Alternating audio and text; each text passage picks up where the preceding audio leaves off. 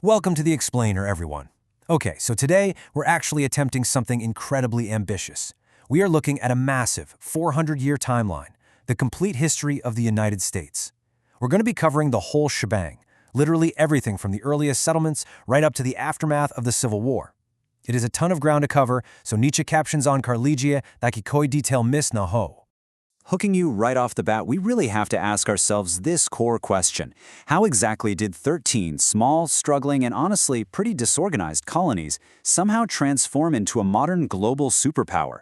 Because throughout this explainer, we're going to witness the fascinating birth, the near destruction, and the dramatic rebirth of an entire nation. Okay, let's dive into this. Here's our roadmap for today. First, the early colonies. Then, revolution and independence. Forging a new government.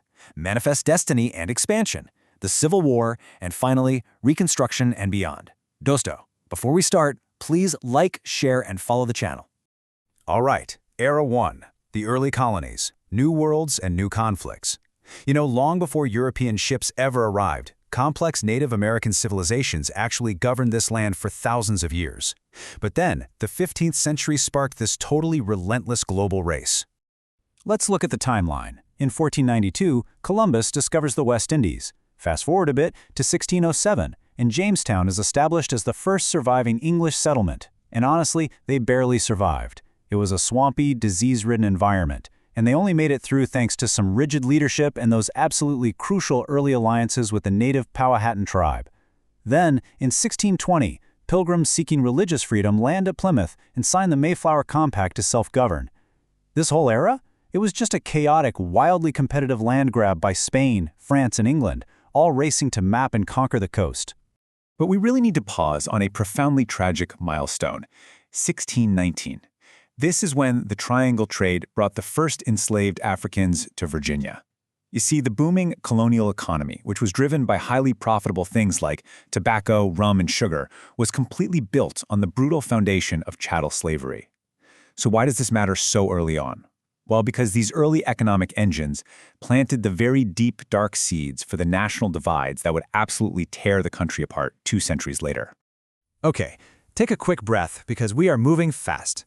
दोस्तों, आगे बढ़ने से पहले, अगर आपको ये history explainer पसंद आ रहा है, तो इस वीडियो को लाइक और शेयर ज़रूर करें और चैनल को फॉलो करें. We have a whole lot more history to uncover. Moving right along to Era 2, revolution and independence, breaking away from the crown. So, following the incredibly costly French and Indian War, a heavily indebted British Parliament decided to just start taxing the American colonists. But, and here's the kicker, they gave them absolutely no representation in Parliament. It's basically this crazy, cascading cause and effect of British overreach. In 1765, the Stamp Act passes, taxing everything from newspapers to literally playing cards. Protests erupt, right? Then, in 1770, tensions hit a violent boiling point. Nervous British soldiers fire into a crowd, leaving 5 colonists dead in what becomes known as the Boston Massacre. By 1773, to protest the Tea Act, colonists dumped British tea straight into the harbor, the famous Boston Tea Party. And finally, in 1775, the shot heard round the world at Lexington sparks open, bloody warfare. Then comes what is arguably the ideological turning point of the entire century. We hold these truths to be self-evident, that all men are created equal, that they are endowed by their Creator with certain unalienable rights. Thomas Jefferson drafted that for the Declaration of Independence in 1776. And guys, this single document transformed a regional rebellion for British rights into a full-scale revolution for absolute sovereignty. And against all odds, they actually did it. By 1781 through 1783, after George Washington somehow held the Continental Army together through starvation and brutal winters, and with the crucial, and I mean crucial, military intervention of the French, they trapped the British at Yorktown and won. The Treaty of Paris officially recognized the United States as a sovereign nation. These ragtag colonists literally defeated the world's greatest empire. Wild, right? But winning the war was really just the start. Let's look at Era 3, forging a new government from articles to constitution. Because this newly independent nation immediately faced economic collapse under their super weak first attempt at a government, the Articles of Confederation. So how did they fix it? Well, it caused a massive ideological split. On one side, you had the Federalists, who supported a brand new constitution and a powerful central government. On the exact opposite side, the Anti-Federalists. They feared central overreach, they did just fight a king, right? And they favored strong state governments. Through some incredibly intense compromises, they drafted the 1787 Constitution. This created a government with three separate branches: legislative, executive, and judicial. And the whole point of that was to ensure a permanent system of checks and balances. Looking at the timeline, you can really see the early growing pains. In 1789, George Washington is elected the first president. By 1803, Thomas Jefferson completely doubles the nation's size overnight with the Louisiana Purchase, just a massive land deal. But conflict quickly returns. In 1812, the U.S. actually declares war on Britain again. And even though this war sees the White House burned to the ground, by 1815, Andrew Jackson triumphantly defends New Orleans. Surviving the Second War with Britain, that proved to the entire world that the American experiment was permanent. It was here to stay. The nation is expanding rapidly. But what comes next? Just a quick reminder to keep your captions on so you can easily follow this massive timeline, and definitely share this explainer with your friends if you're enjoying the journey. Okay, diving right into Era 4, Manifest Destiny and Expansion, Sea to Shining Sea. As the 19th century rolled in, you had this booming American population, incredibly hungry for land, and they started looking way beyond the Mississippi River. This whole massive Western push was fueled by a concept called manifest destiny. Basically, the 19th century believed that the U.S. was unquestionably destined to inhabit and expand its civilization across the entire North American continent. But what that philosophy really hides is a profoundly tragic cost. This expansion resulted in the forced displacement of tens of thousands of Native Americans. The 1830 Indian Removal Act led directly to the deadly Trail of Tears, a truly devastating chapter of forced relocation. At the same time, the territorial and economic growth was just explosive. In 1836, you have the Battle of the Alamo in Texas. By 1848, the Mexican-American War ends, and the U.S. gains vast western lands. This happens right as the California Gold Rush begins in 1848, drawing tens of thousands of people out west. And by 1869, the Transcontinental Railroad is completed, physically connecting the two coasts.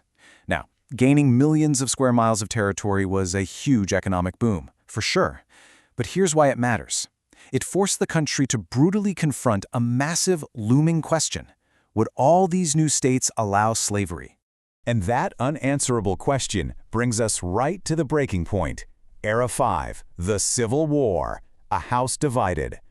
After decades of fragile political compromises, following the 1860 election of Abraham Lincoln, everything finally collapsed. The nation literally fractured in two. You had the Union, northern states fighting to preserve the country and eventually to end slavery, versus the Confederacy, southern states that actually seceded specifically to preserve the institution of slavery. South Carolina led the secession, and it all boiled over when Confederate forces bombarded Fort Sumter. 1861, the Civil War begins. It was a grueling, total war. In 1862, Lincoln issues the Emancipation Proclamation. This is a game changer because it shifted the war's main goal to completely eradicating slavery. 1863 brings those major turning point Union victories at Gettysburg and Vicksburg. Union generals relentlessly pushed through the South until finally, in 1865, General Lee surrenders at Appomattox.